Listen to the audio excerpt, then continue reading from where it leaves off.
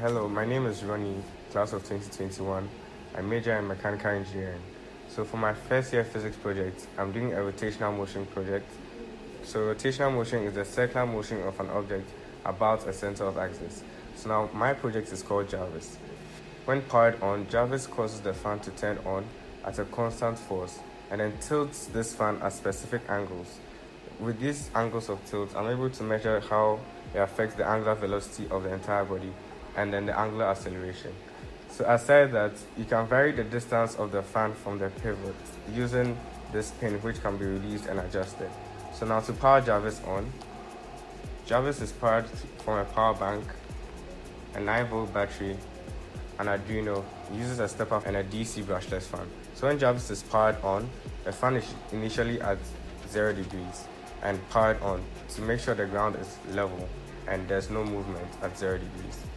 Now, after a few moments, Jarvis causes the fan to turn at an angle and begins rotating about its axis. This rotational motion is recorded on the lab quest 2, and then graphs are displayed on my laptop as it goes along. So Jarvis turns at 10 different angles, and then readings are taken for each angle on angular velocity, angular displacement, and angular acceleration. Knowing the mass of the fan, you can also use Jarvis to calculate torque, tangential force, and then moments of inertia. Now Jarvis will continue to 90 degrees, which is the optimum angle for the highest angular velocity. Jarvis can be used to prove over 8 physics formulas pertaining to rotational motion, angular velocity, and angular acceleration. So the force of the fan can be determined, and then the moment of inertia of the fan at this point can also be determined using Jarvis. Alright, so the unique applications of Jarvis, it can detect unlevelness on the surface which is on.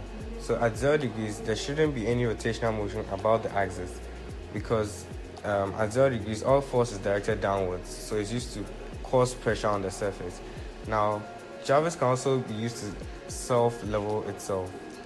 Basically, if there's a tilt, the Arduino is programmed to tilt Jarvis at an angle to oppose the force caused by this angle of tilt along the surface. As a first year student, I aim to endeavor in more complex physics projects during my 4-year term in Ashesi. Now for Jarvis, I aim to improve him by encasing him, the wiring system and the power source, and then using a more renewable source of energy, probably a solar panel, to power Jarvis. Now Jarvis can be used in industrial agitators as a mixer or a stirrer because the rotational motion caused by the fan as well as the rotational motion about its axis is good enough to cause a very efficient general mixing of the solution. I'm open to new ideas from anyone out there to help improve my physics project. Thank you.